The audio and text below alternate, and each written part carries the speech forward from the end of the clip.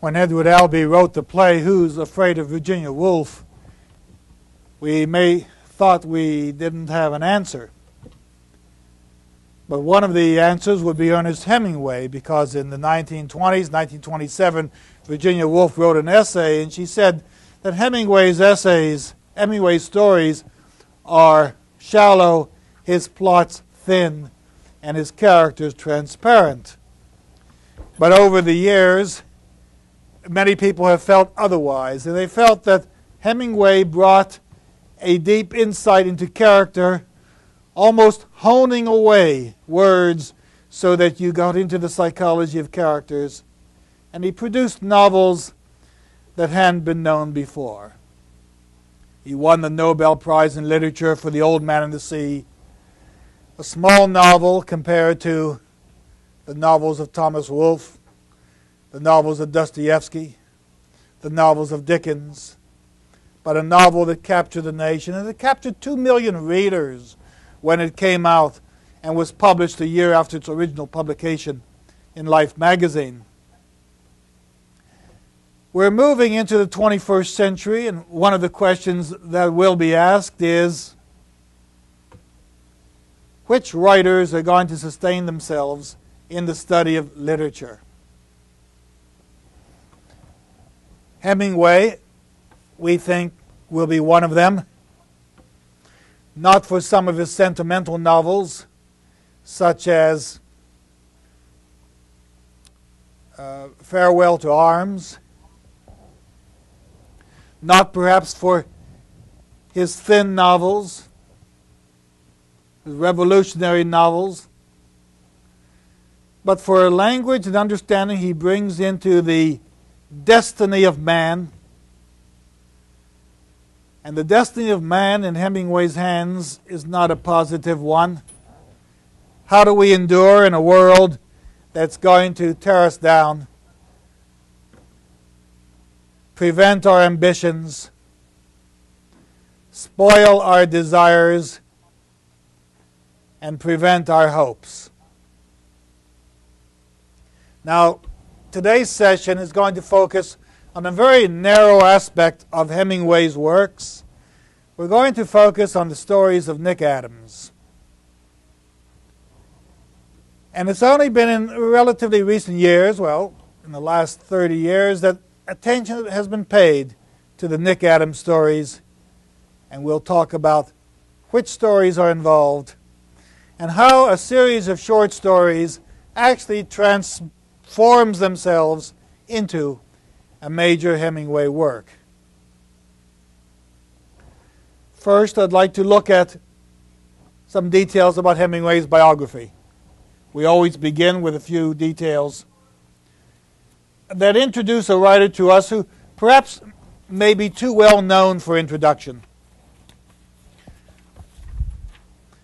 But we'll start in 1899, where Hemingway was born in Oak Park, Illinois, July 21st. The years from 1899 to 1917 we're not going to cover, mainly because I think we'll find a lot of details in our time and in the Nick Adams stories. But in 1917 he was a reporter for the Kansas City Star. One critic has said the best American writers were first journalists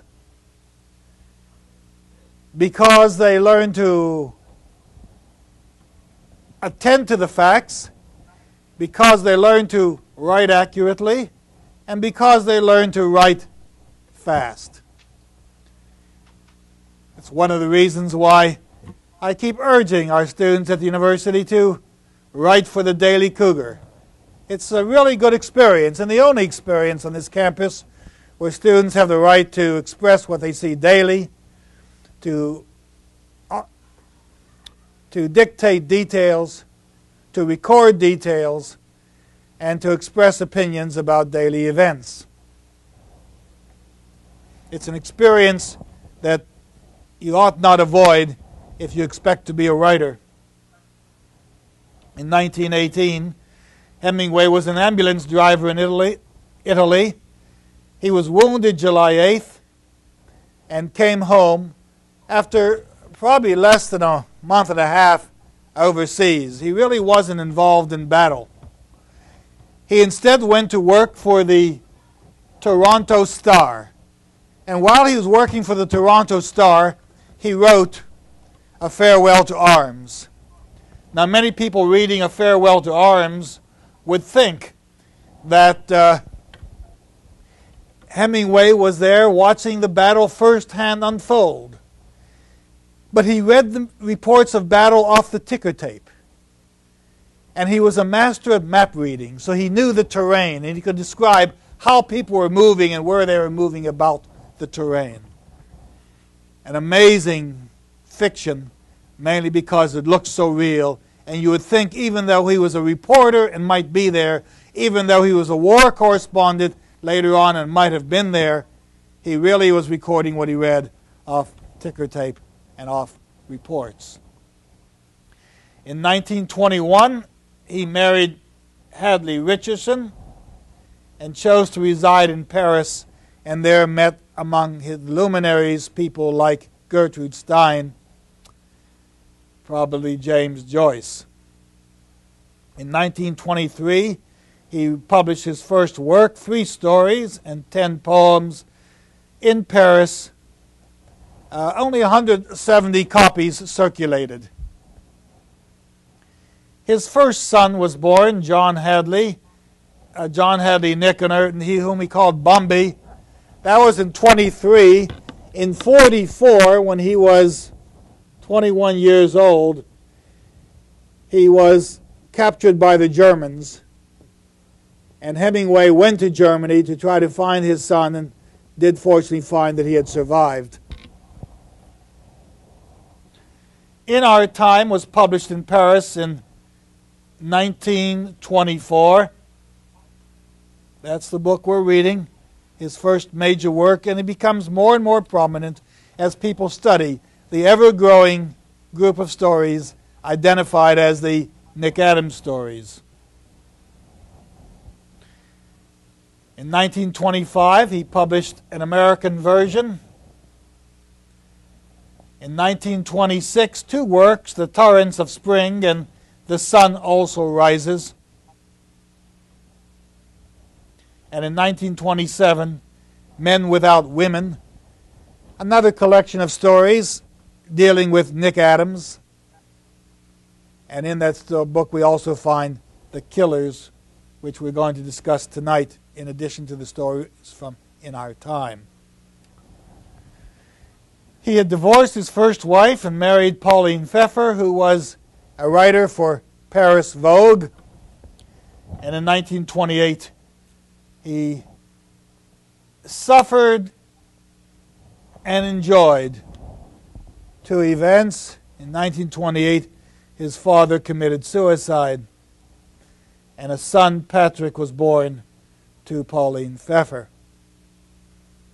I suppose when you have death and new life in the same year, you have mixed blessings or double blessings, depending how one wants to look at it. But for Hemingway, it was always the mystique of life. Death and life always going hand in hand. And that's not being melodramatic. That happens to be the facts of his existence. In 1929, A Farewell to Arms. That's the book that you would think he was reporting himself from Italy and from the war front. He sold 80,000 copies, a sensational delivery. In 1931, another son, Gregory, was born, and a series of books that seem to be of minor interest. Death in the Afternoon, Winner Takes Nothing, and in 1934 in Africa, writing from Africa on a safari, he suffered amoebic dysentery. Part of the experiences one finds later in his 1935 book, Green Hills of Africa. One of the characteristics of Hemingway is his willingness to travel to Paris, to Italy, to Africa. No wonder he was such a fine correspondent. No hesitation to go where he had to go. In 1937, he went to Spain, where he was a war correspondent actually fighting on the loyalist side. In 1938, he went to Hollywood, where he became a script writer, produced a movie, The Spanish Earth.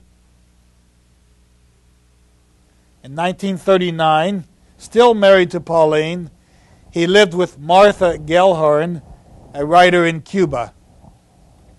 His libido moving at a rapid pace, heightening, enlivening itself, never satisfied. In 1940, For Whom the Bell Tolls. And he published his first play. He purchased a house in Cuba and during the 40s and 50s, lived in Cuba, and after divorcing Pauline, married Martha Gellhorn. Interesting rewards were to come to him. In 1941, the Pulitzer Prize Committee voted him the Nobel Prize, and the president of Columbia University turned it down, vetoed it. He went over to France as a World War II war correspondent. And in 1944, married again, Mary Welsh. This may have been excusable. The war always brings on traumas. She was a writer and he was a war correspondent with the British Royal Air Force. In 1944, his son was captured by the Germans, and Hemingway went inside Germany for the fighting, moving toward the end of the war, which was to take another year to end. There he discovered his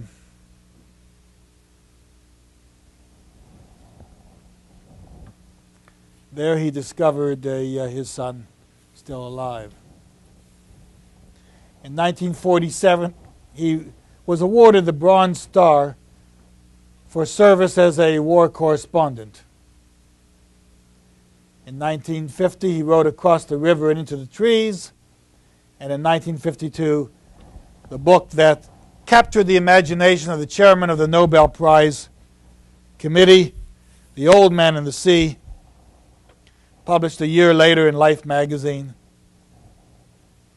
And in 1954, he earned the Nobel Prize for Literature that Sinclair Lewis had predicted some 20 years earlier. In 1960, he moved to Ketchum, Idaho, where he began to suffer depression. Hotchner, in his book Papa Hemingway, claims that in some instances in Cuba, Hemingway felt that he was being pursued by government agents and the CIA. In 1960, he checked into the Mayo Clinic for electroshock therapy for depression. And in 1961, he was asked to contribute to a presidential volume for President Kennedy. But he could not. Either he didn't feel he could come up to the task of a story or a piece of writing that would be equal to the Kennedy election, or else he felt himself declining in his skills. But 3 times he tried to commit suicide.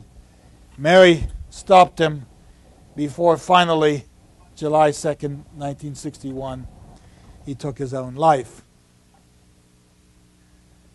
The book A Movable Feast came out the year after.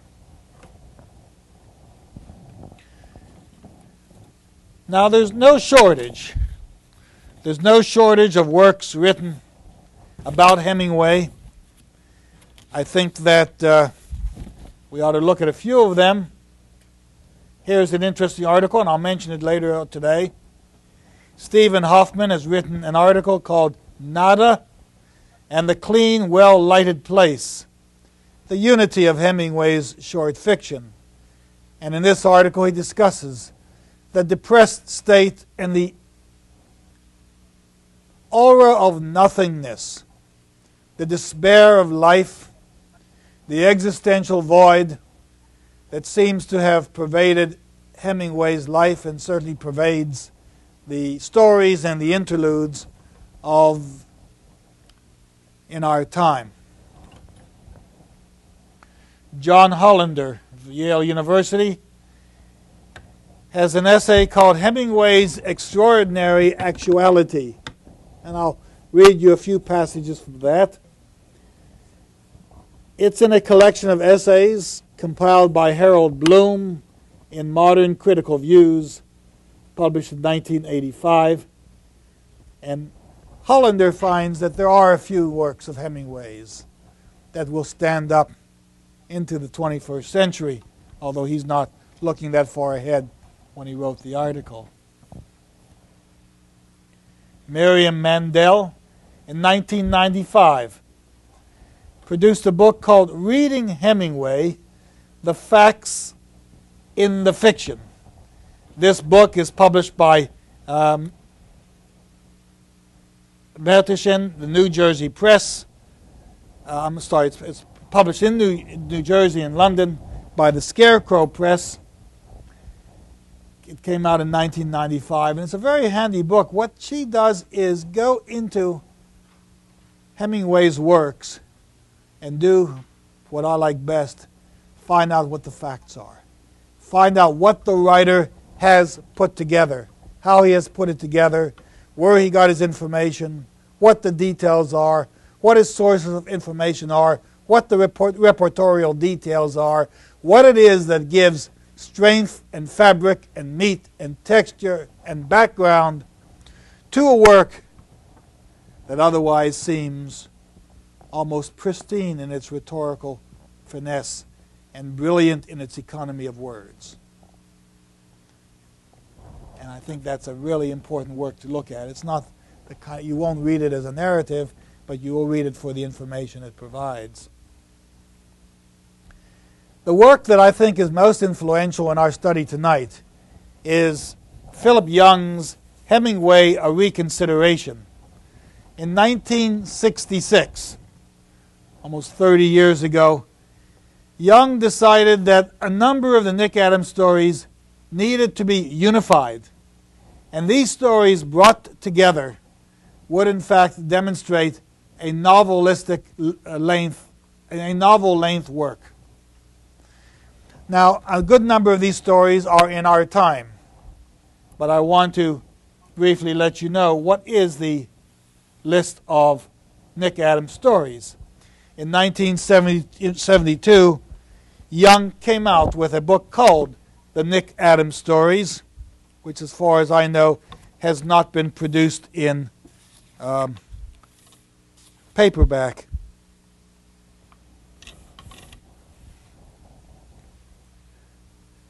here is the concept. The chronology of the Nick Adams stories, which we're going to be dealing with in our time, leads us from childhood to adolescent behavior, to Nick Adams' life as a soldier, to his writings, to his work as a veteran writer, and finally to his role as a parent.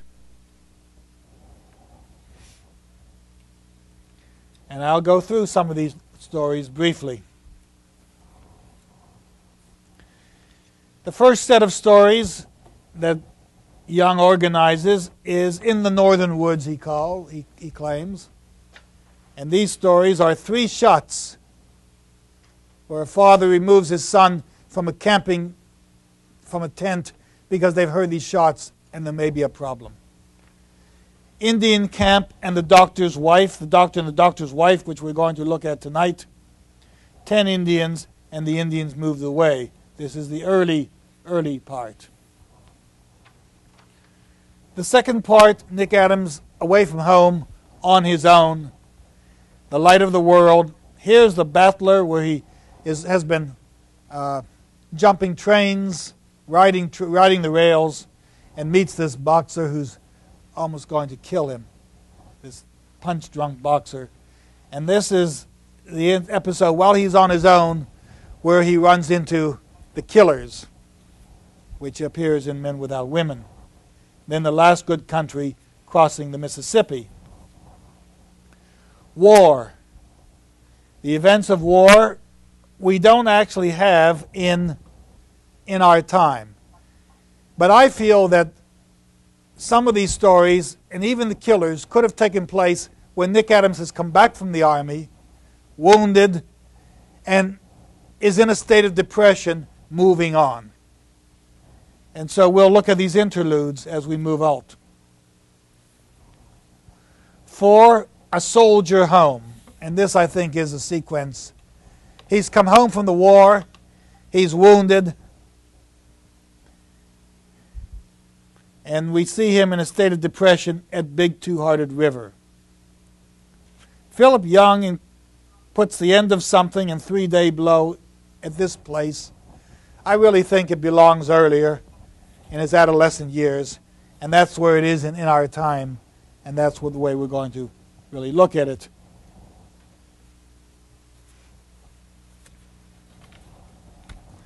And the last collection is A Company of Two. Here is Nick Adams on his wedding day. On the issue of writing, the stories include Cross Country Snow and Father and Sons. And Fathers and Sons really is Nick Adams recalling his own father's experiences with them when they go hunting. They go hunting and Nick Adams bags a black squirrel. It's kind of interesting story. But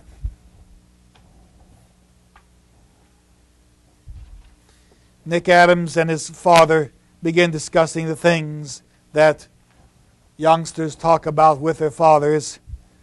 And one morning he read in the paper, this is from the story Fathers and Sons, I'll just read it to you.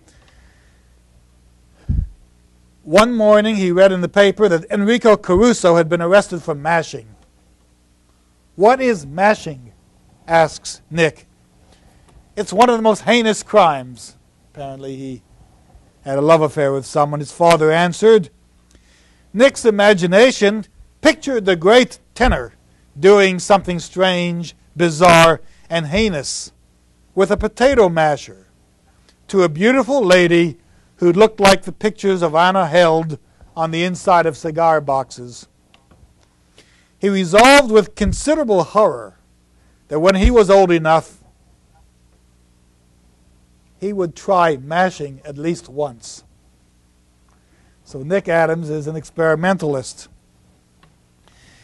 His father summed up the whole matter by stating that masturbation produced blindness, insanity, and death, while a man who went with prostitutes would contract hideous venereal diseases, and that the thing to do was to keep your hands off of people. On the other hand, his father had the finest pair of eyes he had ever seen, and Nick had loved him very much for a long time. Now, knowing how it had all been, even remembering the earliest times before things had gone badly, was not good remembering. If he wrote, he could get rid of it. And he had gotten rid of many things by writing them. Now that's the interesting key. All these memories, some of which he wants to hold on to, some of which he wants to divest himself of, they remain in his consciousness. And he wants to get them out. And he must write. That reminds me of another Nobel Prize winner, Elie Wiesel. Wiesel won the prize for peace and not for literature. But he's written some powerful, powerful books about his experience in a World War II concentration camp, where he lived as a teenager for several years and survived. And someone asked Elie Wiesel, when are you going to stop writing about the Holocaust? And he said, only when the nightmares end. Well, Hemingway tells us that he wrote to get it out of his system. He wrote to put it on paper. And if, when he finally went into those final years of depression, he couldn't put it on paper, then he had to end his life. Now, I'd like to look at one of the stories before we move on to our other presenters today. I'd like to look at the story in our text, Indian Camp. This is a story of Nick Adams as a young boy.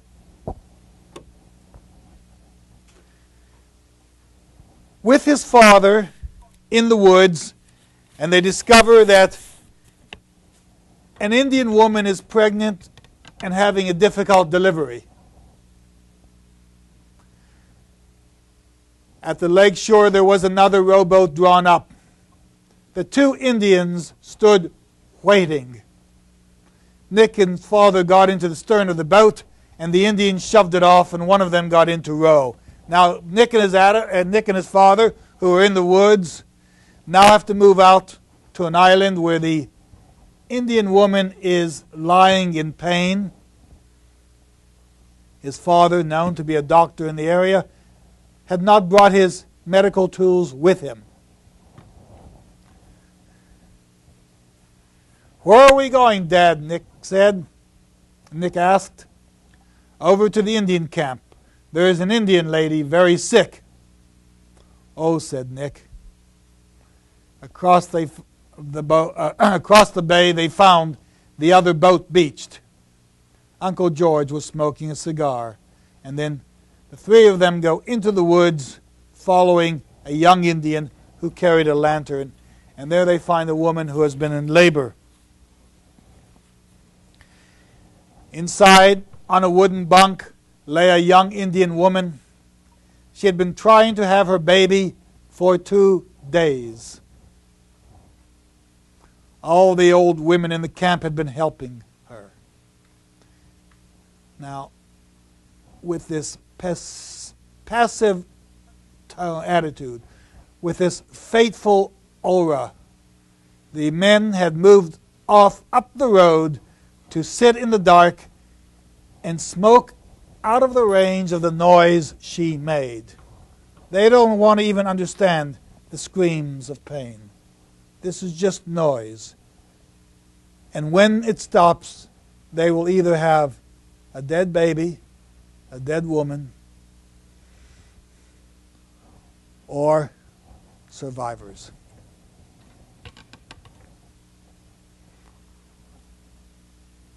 She was turned to one side, and strangely enough, in the upper bunk was her husband. He had cut his foot very badly with an axe 3 days before. He was smoking a pipe. The room smelled very bad. Other than with the woman in pain, obviously the man's foot had turned to gangrene, and the odor of putrefaction permeated the room, as well as other odors that would come from a closed area. These become the images that Nick remembers and that Hemingway wants to put out of his memory by writing them down.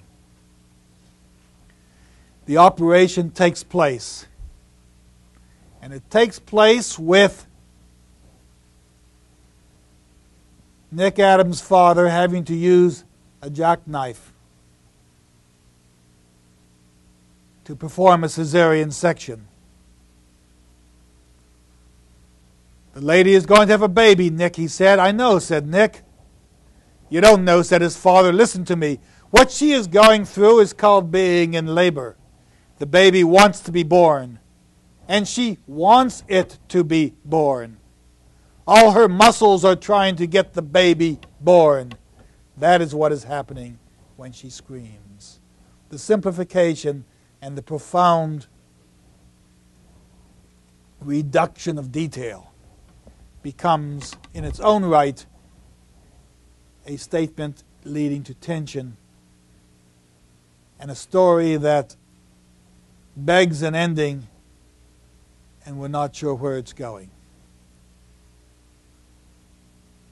That is what happened. That is what is happening when she screams. I see, said Nick.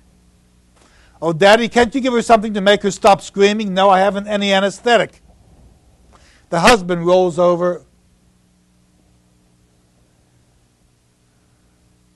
and Dr. Adams has to operate with a penknife. When he was satisfied that water had been boiled and he could work with an antiseptic situation, his hands begin to move. Uncle George and three Indian men held the woman still. She bit Uncle George on the arm, and Uncle George said, "Damn squaw bitch." It's there. Real detail, realistic reaction. But no more detail, only the realization and the discovery that Nick's father picked the baby up and slapped it to make it breathe and handed it to the old woman. The mother survives. The baby survives. But when they look in the bed to see the father in pain, suffering, has slit his throat and has killed himself.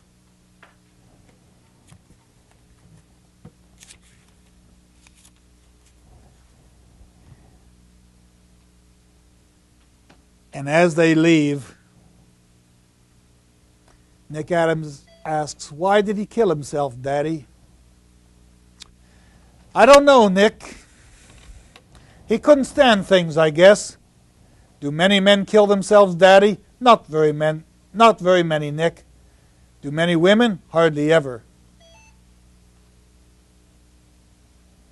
"Is dying hard, Daddy?" "No, I think it's pretty easy, Nick. It all depends. And to that extent, dying may be a lot easier than living, although dying in pain may beg death." The story is a simple story. It's told in a pristine fashion. But the movement to plot and the movement toward ending are all surprise, offer nothing but surprises. We'll see what other surprises Hemingway offers us as we begin to pursue additional stories in our time. And Miss Kelly now is going to discuss the adolescent, what I consider the adolescent life of Nick Adams in two stories, The End of Something and 3-Day Blow. Thank you.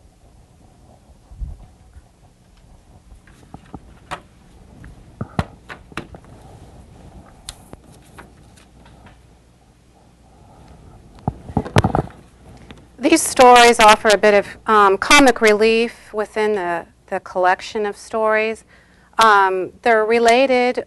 The End of Something begins with Nick and his girlfriend Marjorie going out in a boat, and They're trolling for trout, and Nick has pre-planned a breakup with his girlfriend. And then the end of something, 3 Day Blow, continues the story where after the breakup, Nick goes to Bill's cabin to discuss a number of things, and they eventually discuss his upsettedness about breaking up with Marjorie. So first we'll go over the characters here. Nick Adams, in the story, Bill calls him Wemage or Weemage. Bill is Nick's friend, and he's named after Hemingway's friend, Bill Smith. Marjorie is Nick's girlfriend, and her character is a foil to Nick and Bill. And I thought I'd bring this up now so you could pay attention and see how she does this with her actions. And a foil is a character whose qualities or actions serve to emphasize those of the protagonist or some other character by providing strong contrast with them. The end of something, the title, it isn't specific, and it poses the question as to the nature of what something is. And that turns out to be three things: the mill, the love affair, and Nick's illusions about love. And the storyline begins with a description of the decline of the mill at Horton's Bay, where Nick and Marjorie are fishing. And the abandoned mill town is juxtaposed to a dying youthful love affair. It also implies that the course of the decline of Nick's love for Marjorie might be a natural, inevitable one. So the storyline continues, and it mostly starts 10 years after the decline of the mill, and Nick and Marjorie are out trolling for trout. And Marjorie starts talking. There's our old ruin, Nick, Marjorie said. And Nick, rowing, looked at the white stones and the green trees. There it is, he said. Nick is a little bit out of sorts at this point because he knows he's going to start breaking up with Marjorie. But she's real perky and happy. Can you remember when it was a mill? Marjorie asked. I can just remember, Nick said. It seems more like a castle, Marjorie said, and Nick said nothing. This mill is like an emblem of their relationship to Marjorie. She sees it as something magical. But Nick's declining to talk is an abrupt end to the conversation, and he continues to do this throughout the story. And we're going to look at another rhetorical device, repetition, and the intention of repetition, which Hemingway uses often in his stories, is to afford variety. But Hemingway puts severe limits on himself with this binding device by using and repeating the simplest sort of syntax and diction. And we'll see here as an example of him repeating, where we're talking about Marjorie here. She loved to fish. She loved to fish with Nick. And we'll continue talking about Marjorie here. She displays her own skill at fishing in the end of something, and she really does a good job. But Nick criticizes her when she tries to clean the fish, and Marjorie goes out in the boat herself and starts to try to drop the troll line. And she knows something's wrong with Nick by the way he's acting, and he's not talking very much. And she asks him on page 33, "What's the matter, Nick?" And he's, "I don't know." And after a long discussion, she finally gets him to talk to her, and he tells her, "It isn't fun anymore, not any of it. I feel as though everything has gone to hell inside of me. I don't know, Marge. I don't know what to say." So we might expect Marjorie to have a conniption or something, but a critic, her name is Linda Wagner, talks about Marjorie, and since I'm a woman, I thought this was kind of interesting, that she says, Marjorie has already reached the plateau of semi-stoic self-awareness, which Hemingway's men have yet to attain. When Marjorie understands her rejection, she behaves so admirably that Nick feels the impact of his loss doubly and continues to mourn throughout the 3-day blow. So here she's talking about, she says, I'm going to take the boat. And then later we see what the expected female behavior is when Bill shows up on the scene and asks Nick what happened. "Did she go all right?" Bill said. "Yes," Nick said, lying his face on the blanket. "Have a scene?" "No, there wasn't any scene." "How do you feel?" "Oh, go away, Bill. Go away for a while." So Nick is not happy at all. He's broken up with her. She showed strength and maturity. She's gone off without a fit, and he's left there on the island by himself, and Bill's there.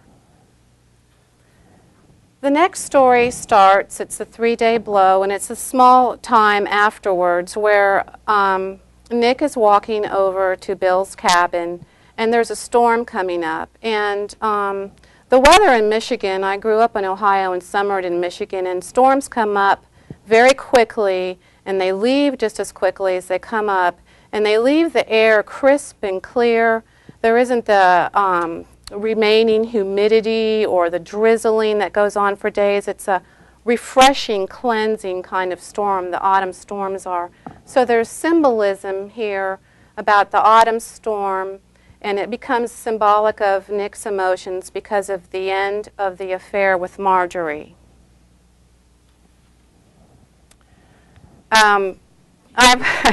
I've summarized this story. I'm going to get into a dialogue reading with Stephen here in a minute, so I'm going to kind of race through this very quickly. But I found something on the internet that called this Bill and Nick's Excellent Adventure, but I would call it Bill and Nick's Swell Adventure because that would be the language of their time. But anyway, these two proceed to get drunk, and as Bill pulls out some whiskey, and Nick and they drink and drink and drink, and they talk about just about everything, and they finally get on the topic of Marjorie. But against the background of the rising autumn wind, Nick and Bill get drunk on Irish whiskey and try to carry on a high-level literary conversation. And they also discuss whiskey, baseball, and Marjorie. I think they're being really clever here. But what really happens is they're starting to show some of their juvenile ignorance. Some of the things they say, they're inviting some, wishing they could invite some authors to come fishing with them, and the authors have been dead for quite some time. And just their naivete about relationships and stuff. But their nonchalance that they talk and act is completely different than the words that are coming out of their mouth.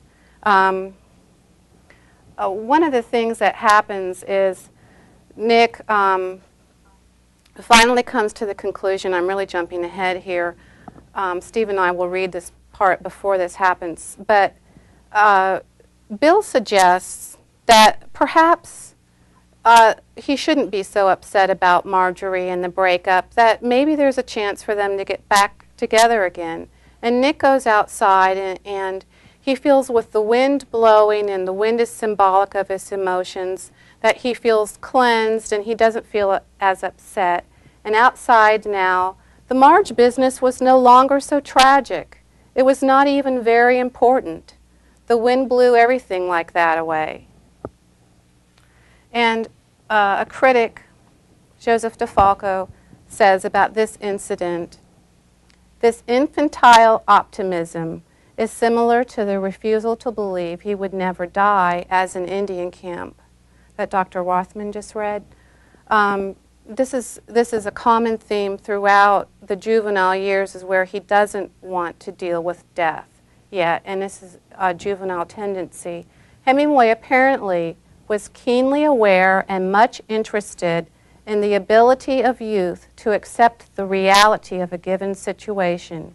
And even though an external narrator relates these events, it is the youthful Nick's sensibilities that is always the central focus. So in this story, even though there's a narrator and there is a story going on, and the storm is in the background all the time accompanying what's going on, what we really are focusing on is Nick's emotions and reactions.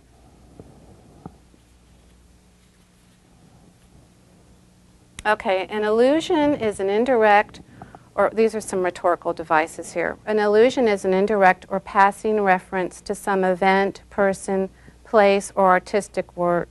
The nature and relevance, which is not explained by the writer, but relies on the reader's familiarity with what is thus mentioned. What that's saying in short is I had no clue who these writers were, so Hemingway was giving later audiences a lot of credit to figure these out, but I looked them up, and Feverel is a story by George Meredith, and it's a story written in 1859. It's about marriage, and an unexpected event happens, and death. And Walpole, Nick and Bill talk about an author named Walpole, and his stories, he originated the Gothic novel. And Chesterton also was alive. He might have been their contemporary in a way. He was born in 1874 and he died in 1936. So those are the allusions that they mention. Starting to get, and catharsis is another rhetorical advice, and that would be Nick's emotional cleansing in relationship to Marjorie. A paradox is a situation characterized by striking contradictions. This desired involvement and desired freedom that Nick had toward Marjorie in a relationship, and that coexisted. And these themes are found often in authors such as Shakespeare, Keats, and Browning, the attraction and repulsion between the two sexes. So it's kind of a push and pull thing, and there is a paradox there of Nick wishing to be free of Marjorie, but then wishing that he were also with her. Irony is a subtly humorous perception of inconsistency. There's a part in the beginning of The 3-Day Blow where Nick goes and picks up an apple. And he has to, this is a Wagner apple, it's common in Michigan, it's an eating apple and it's delicious. He picks this apple up and puts it in his pocket because he has no one to share it with, this wonderful thing that he could share with someone, and there's no one there. So that's ironic. And colloquialism, we'll see, it's the use of informal expressions appropriate to everyday speech, like swell. They say the word dope a lot, and it's everyday talk. Hemingway was a master at American speech, simple sentences, strings of Nordic monosyllables. Okay, and now I'm going to ask Stephen to come up here, and we're going to do a quick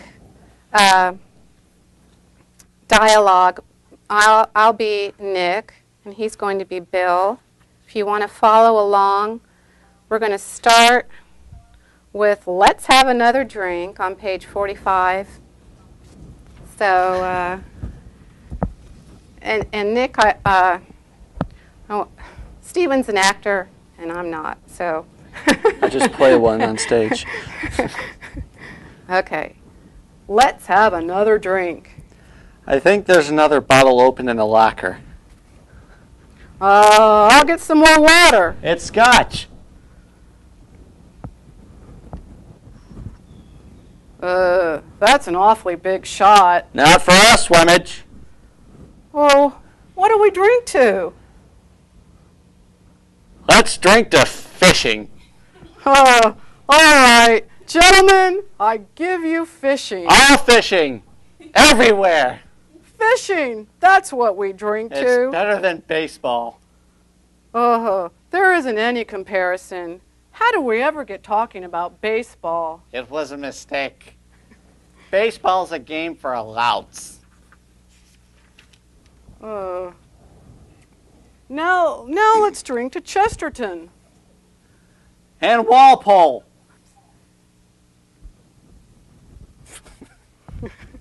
Okay, we goofed up. Your Bill. Did I? Yeah, Oh. I goofed. Now let's drink to Chesterton. Okay, and Walpole. We must be drunk. Gentlemen, I give you Chesterton and Walpole. Exactly, gentlemen. You are very wise, Wemmage, What do you mean? to bust off that Marge business. Oh, I guess so. It was the only thing to do. If you hadn't, by now you'd be back home, working, trying to get enough money to get married. Once a man's married, he's absolutely bitched. He hasn't got anything more. Nothing. Not a damn thing. He's done for. You've seen the guys that get married. You can tell them. They get this sort of fat married look. They're done for. Sure. It was probably bad busting it off, but you always fall for somebody else and then it's all right.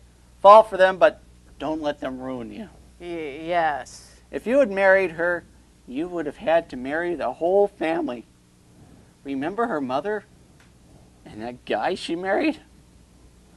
Imagine having them around the house all the time and going to Sunday dinners at their house and having them over to dinner and her telling Marge all the time what to do and how to act. You came out of it damned well. Now she can marry somebody of her own sort and settle down and be happy.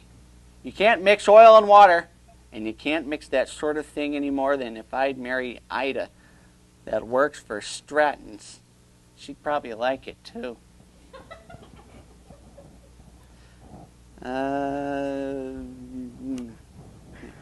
Let's have another drink. Okay, that's it.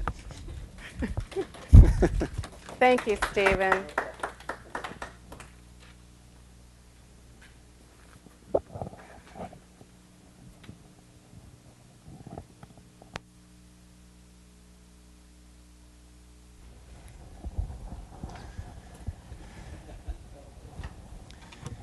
The ability to write dialogue is apparently what brought Hemingway to Hollywood and gave him a career as a screenwriter. We know that many people moving to Hollywood to become writers must first of all have proven themselves as successful fiction writers, successful short story writers. People want to see the dialogue. They want to see the sentences. They want to see the rhythm of the language. And Hemingway gives us the language. People are convinced they're watching real people, and they well understand the experience themselves if they've had it along with Nick Adams. We're now going to move into another discussion and another presentation, and Miss Colleen Huffman is going to discuss a unique story. It isn't classified in the Nick Adams stories, but My Old Man does describe a relationship between fathers and sons, and that is an important concept in Nick Adams. Ms. Huffman. Thank you, Ms. Kelly, and Mr. Dornbus for a good dramatic presentation.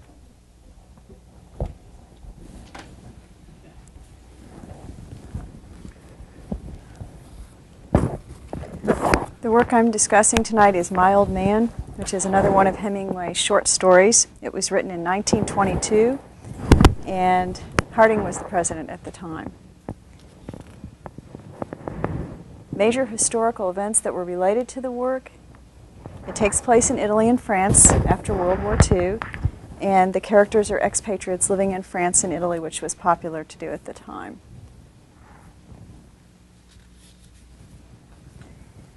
As far as significant events in the author's life related to the work, he lived in Paris in the 20s, and I also read in a chronology that Dr. Rothman had on Hemingway that he spent time in Milan during the war. He was actually injured, and some of the scenes from the racetrack in an area known as the Galleria in the Milan actually took place, and he actually spent time there. So they were the basis. Major characters. Mr. Butler is Joe's father. He's an aging horse jockey, and Joe is his 12-year-old son who is the narrator. And then George Gardner is another prominent figure throughout the story, who is a jockey friend of his father's. And now I'll tell you a little bit about the story and some of the major events. First of all, let me preface it by saying that it was one of his earliest works that demonstrate his maturity as a writer. And it has been ignored primarily because it was dismissed as an imitation of Sherwood Anderson's, another short story by him known as I Want to Know Why. So it's been ignored for a long time until, I guess, till more recently they've shown a lot more interest in it.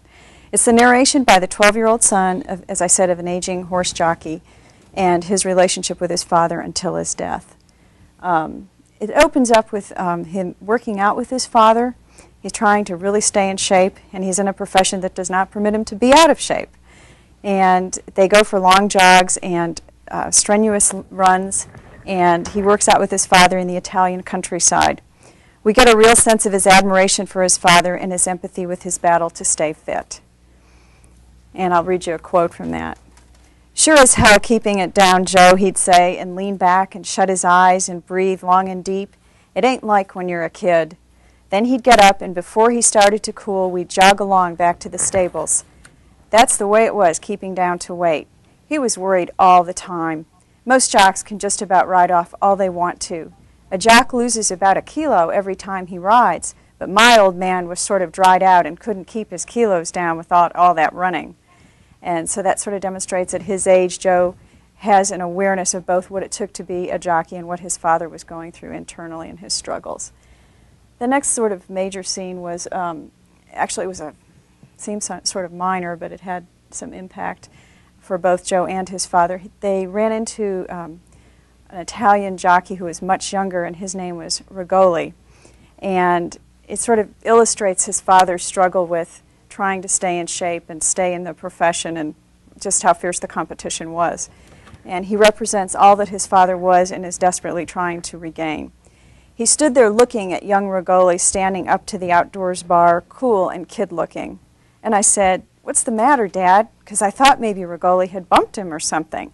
And he just looked at Rigoli and said, "Oh, to hell with it," and went on to the dressing room. And the reaction to the young fit jockey was almost a physical jolt for his father, who Joe views as tired and overweight by comparison. We went on to where his father wins a race known as the Primo Commercio, and he has an encounter with two men afterwards that later has significance. At the time you read it, you don't realize what the significance is. Joe describes the race in which his father won as he won it with the horse named Latorno, shooting her out of the field the last 100 meters like pulling a cork out of a bottle. I thought that was a pretty neat description. And in the scene in the Galleria, in which the two men encounter his father, Joe is feels sick and frightened and doesn't understand what happens and how they could get away with calling his old man a son of a bitch, but they do. And I did want to take a moment to read that one. Let's see.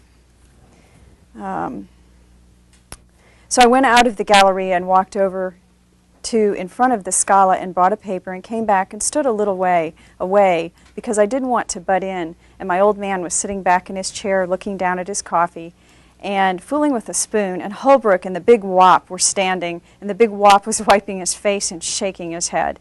And I came up, and my old man acted just as though the two of them weren't standing there and said, "Want an ice, Joe?" Holbrook looked down at my old man and said, slow and careful, "You son of a bitch." And he and the fat wop went out through the tables. My old man sat there and sort of smiled at me, but his face was white, and he looked sick as hell, and I was scared and felt sick inside because I knew something had happened, and I didn't see how anybody could call my old man, a son of a bitch and get away with it. My old man opened up the Sportsman and studied the handicaps for a while, and then he said, "You got to take a lot of things in this world, Joe." So again, we're not really aware of what has happened here and why it has happened, but it becomes evident a little bit later on. They leave Italy soon after that and go to Paris, where they enjoy hanging out at a place known as the Café de Paris. De Paris, I guess is how you pronounce it. And Joe loves Paris, and his father is waiting to receive his license to ride from Milan. He has to apply again. And when his father does receive his license, he rides in a few races, but Joe notices that it seemed like everybody steered clear of giving my old man any mounts. Another indication of his age and how the competition is so fierce. And I'm sorry, I raced ahead here. Okay. The next major scene is a race at St. Cloud with two horses known as Khazar and Kirkuban. And it's described in great detail, and Joe's father gets an inside tip from the jockey that I talked about earlier, George Gardner, who's riding the favorite, Khazar. Khazar symbolized all that Joe loved about horses and racing, and it was unlike any horse he had ever seen. He overhears George telling his father that Kirkuban will win, and to save him a couple of tickets. Kirkuban does win, because George holds Khazar back. And in this moment, we're faced with the realization that Joe's old man is involved in the corrupt side of horse racing. Now we realize that he was supposed to have held his horse back in Italy at the Premio Commercio.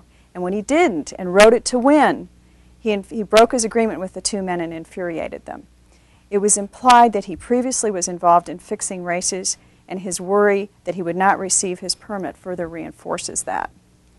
So Joe realizes his father's dishonesty, and he loses the innocence of his youth at that time and wants to do the undamaged by riding the horse Khazar to win. He wants to become the adult in the situation and make everything right in his world again. And this quote illustrates that. "Wasn't it a swell race, Dad?" I said to him. He looked at me sort of funny with his derby on the back of his head. "George Gardner's a swell jockey, all right," he said. It took a great jock to keep that Khazar horse from winning." Of course, I knew it was funny all the time, but my old man saying that right out like that sure took the kick all out of it for me, and I didn't get the kick back again, ever, even when they posted the numbers upon the board and the bell rang to pay off, and we saw that Kirkuban paid $67.50 for 10. All around, people were saying, "Poor Khazar, poor Khazar," and I thought, I wish I were a jockey and could have rode him instead of that son of a bitch. And that was funny, thinking of George Gardner as a son of a bitch, because I'd always liked him, and because he'd given us the winner. But I guess that's what he is, all right. And indirectly, I felt like he was referring to his father as a son of a bitch as he faces the truth of who he really is. And later I talk about the use of words and the use of language in here, and these are all examples of the words I'll tell you about later. But son of a bitch is one. The use of the word funny, and also he says, "I guess a lot. I guess this is how it was." And to me, that's an example of Joe facing the realization that the race was fixed and that his father won money as a result in the corruption. Okay, and then there's a final race at Auteuil, and in that race his father is killed. Okay, and to preface it, he ultimately decided to remove himself from the dark side of horse racing and sacrifices his life by not holding back in the final race at Auteuil. He falls from his horse and is killed. And young Joe overhears some men talking about his father's accident. "Well, Butler got his all right." The other guy said, "I don't give a goddamn if he did, the crook. He had it coming to him on the stuff he's pulled." "I'll say he had," said the other guy, and tore the bunch of tickets in two. And George looked at me to see if I'd heard, and I had all right. And he said, "Don't you listen to what those bums said, Joe. Your old man was one swell guy." But I don't know. Seems like when they get started, they don't leave a guy nothing. And again, once again, it's implied that his father was supposed to have fixed the race and did not at the last minute, which angered the men who placed bets on it, based on it. And his father loses the race and his life, but maintains Joe's respect. That's how I viewed it. I wanted to read, just as a close to the whole story, a paragraph that I thought was really well written about his feelings for his father when he finds out his father is dead. "My old man was dead when they brought him in, and while a doctor was listening to his heart with a thing plugged in his ears, I heard a shot up the track that meant they killed Guilford. I lay down beside my old man, and when they carried the stretcher into the hospital room and hung on to the stretcher and cried, and he looked so white and gone and so awfully dead, and I couldn't help feeling that if my old man was dead, maybe they didn't need to have shot Guilford. His hoof might have got well. I don't know. I loved my old man so much." And, you know, throughout the story, you really get the sense that he's just he adores his father, and he also adores horses, and he loses the two things that he loves most in life. So I thought that was very, poignant. Key symbols, again, the use of the language I thought was very, very effective. The acceptance and denial of corruption in Joe's father and in horse racing, with the words funny, I guess, I don't know, and son of a bitch, which I had given you the examples of.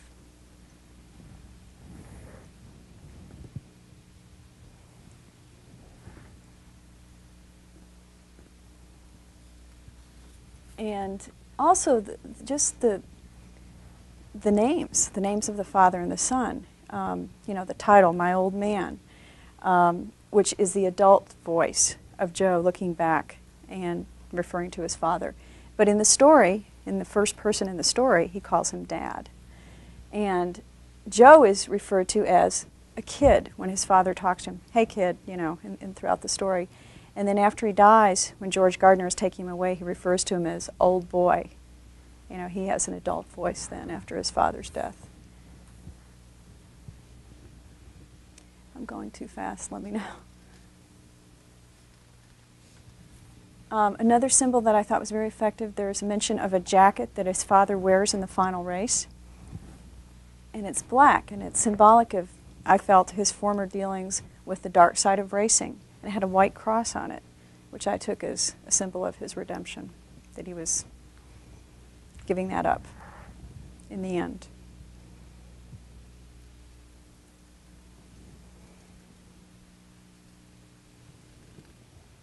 Oh, and I'd like to go back, an example of, I guess, I didn't really give you an example, but the opening paragraph I thought was a very good example of it.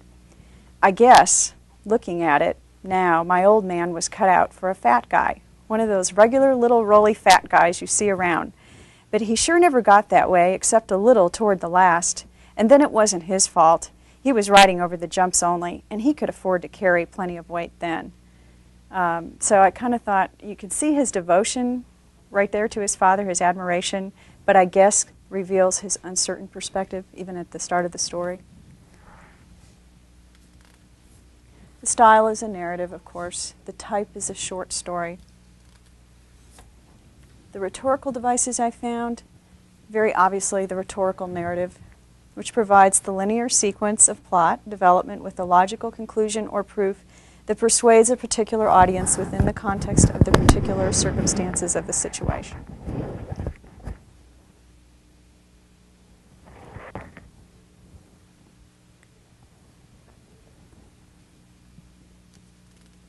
I'm sorry. Was he talking to me? Okay. Oh, I'm sorry.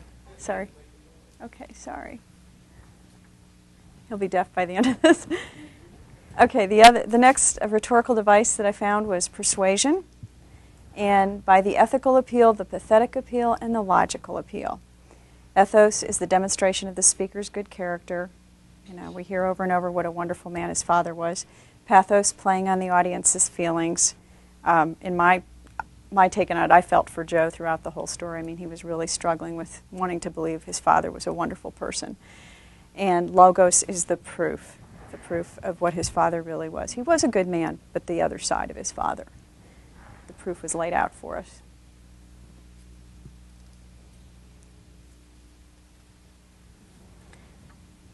And the final one that I found was prothesis, defending what one has done. It has two definitions. Defending what one has done or said by giving reasons and circumstances, or pointing out what ought to have been done and then what actually has been done.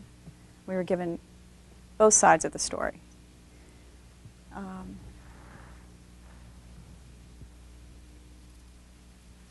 The memorable quote from the story, the one I had read earlier, your old man was one swell guy, but I don't know, once they get started, they don't leave a guy nothing. Just sort of summed it all up as the closing line of the story. And the critical article that I read was taken from Hemingway's neglected short fiction, New Perspectives, and it was an article written by Philip Sapora, Ethical Narration in My Old Man. I had three quotes from there that I thought were pretty fitting. The first one, it is a story of a young boy's discovery of evil in the two things he loves most in the world, his father and horse racing.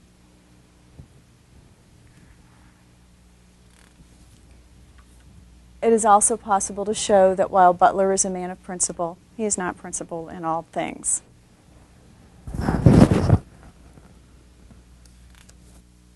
And finally, Joe's introduction is also representative of his willingness to accept his father's shortcomings as long as they do not transgress the inner life of their relationship as father and son.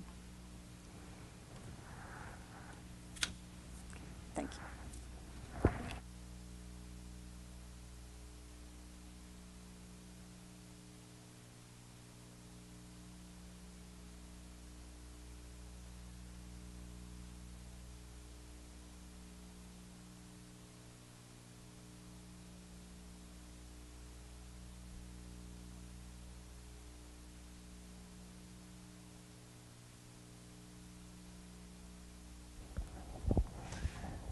I want to thank you for delivering that presentation. You've identified and explicated the text. You've given us a sense of Hemingway's language, his lyrical style, and we understand the ironies in the story as well. Even the remarkable description of the clothing he was wearing and the symbol of the cross that suggests redemption at the end. That's a unique suggestion in a Hemingway story. You would think that this story is not at all related to Nick Adams' stories, except we do find a situation in The Doctor and the Doctor's Wife, which is a story that follows Indian camp, in which the doctor finds logs that have drifted along the river by his home. Now, these logs are owned by the lumber company. And yet, sometimes he knows the lumber company will come down and collect these logs that have drifted apart from the mass moving downstream. And sometimes they'll not send men to do it, and the logs will simply decay alongside the waterfront. But the doctor, on occasion, feels that he's going to make his own decision, and so he will occasionally take one of these logs out of the water, cut it up for his own firewood. Along comes an Indian, a friend of his, who says he'll cut up the logs for the doctor.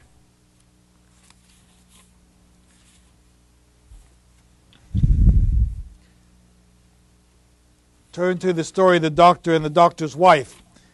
Dick Bolton says he'll cut up the logs. He's an Ojibwe Indian, and the doctor is inclined to let him do so. And then the Indian makes an interesting statement. I don't care whether you steal them or not. And the doctor is taken aback. Here is someone who knows he takes these logs from the lumber company. He cuts them up. Here's the doctor, whose wife is a Christian Scientist, who's always preaching to him honesty. The doctor himself is presumably honest, and yet he takes advantage of this lumber. He becomes irritated by the Indian, telling him that he'll cut up the wood. He'll ignore the fact that this is stolen property. And the doctor tells him just to go away. Don't cut it up. Don't do him any favors. And he leaves. Then the doctor's wife wants to know what it's all about. And the doctor excuses his own actions by saying that Dick Bolton owes him money for his having taken care of Dick's wife, but he hasn't paid him. And so he initiated this argument so that he wouldn't have to pay the doctor at this time. And they got into this fight, they got into this argument, and the doctor has to confess to the doctor's wife that he does use this lumber. He may have stolen it. There are people who even know that he takes this lumber identified by the lumber mill's marks on the wood.